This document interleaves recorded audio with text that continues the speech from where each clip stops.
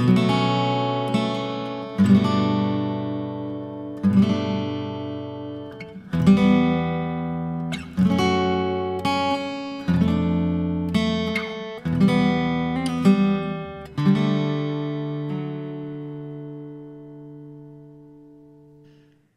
my name is Ross Reddick. I'm a minister in the Presbyterian Church, USA. We're back again today with another devotional moment. I hope you'll find it to be enjoyable and inspiring. It's a wonderful way to spend some time in God's Word. As I'm recording this, it's currently the end of the month of March. It's a wonderful time of the year where we see the earth being renewed. We see God's acts of creation springing up all around us. And so, as I drive down the neighborhood streets here, I look at the flowers budding up in neighbors' yards. I see the trees beginning to flower. Even as I'm driving down some of the larger roads, one of my favorite things is to look at all of the wonderful flowers in the median, in the highways. It's a wonderful view, seeing all of those colors all over the place. Our grass begins to grow again, unfortunately, for some of us, and get back out in the yard and begin that work again. And along with all of that come the weeds too. But even with all of that stuff, it's a beautiful time, and it's a time for me at least that I'm reminded that God is our Creator. I took the liberty this week of going around town and filming some footage of God's creation. And so in the rest of today's video, I'm going to show you that footage. And so as you listen to my words about creation, hopefully you can see some of what I'm talking about. Since the beginning of Christianity, we have claimed that God is our Creator, and it's an important claim in the Christian faith these days. The idea of creation seems to be clouded these days. Debates seem to be pitting science and faith as enemies, as sort of competing truths where you have to pick this or pick that. You can't choose both. You may have seen a debate on television or the internet somewhere that pits a person representing science against a person representing faith. And so this is sort of the sea we're swimming in these days. In one version, the earth is a mere 4,000 years old. Creation happened all within 6 24-hour periods. The earth is described as a flat, sort of disc-shaped object with the sky actually looking like a bowl, a dome over the top of this flat surface. In the biblical account of creation, there are oceans of water above that dome of the sky and below the earth's surface. And then somewhere in the ancient Near East, near a bunch of rivers where they intersected, God made all life, animals of all sorts and varieties, even the bugs on the ground, and even human life itself. In the other version, it's 4.5 billion years old. The Earth is.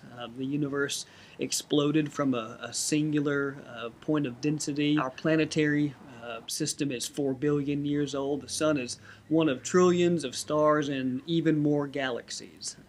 Life in this version is a complex story, to say the very least, of evolving organic material. And the human race is at least 100,000 years old. And so it's easy to see, in some ways, why those two realities seem to be at odds. Both of those stories, both of those versions can't be true, right? You have to pick one or the other. That's what we're told. Well, actually, I think you can have both of those stories and have them both being true. A great man, one of my seminary's renowned theology professors, Dr. Shirley Guthrie, frames this debate using a familiar trope, the old apples and oranges bit that you might be aware of. He says it like this: comparing the two views is like comparing apples and oranges and arguing that apples are inferior because they do not yield orange juice, or that oranges are worthless because they cannot be made into cider. And so you see there that Dr. Shirley Guthrie and myself, we think this is a false choice, pitting these two versions as competing truths, like they can't be had together. And so My point here is that the stuff we find out about creation in the Bible is theological material. It is Christian doctrine. It's a Christian way of thinking about the world and our place in it in relation to God, of course. Those sorts of things are in their very nature very different, categorically different than, say, a scientific description of the origins of the universe. Um, One way of getting at this idea, perhaps, is maybe you remember learning about different genres of literature in school. We were taught that a fiction book, a work of fiction, is a different kind of literature than, say, a history or a biography of George Washington. Um, Poetry is different than narratives.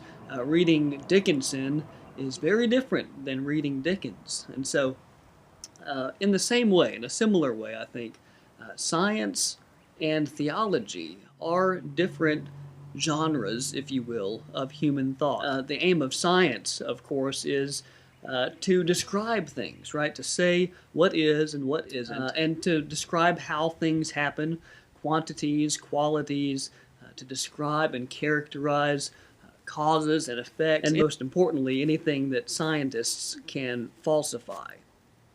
The aim of theology, on the other hand, is meaning and purpose, which any good scientist will tell you is most certainly beyond the realm of its purview. Theology is literally words about God. God is always the ultimate subject of any theological conversation.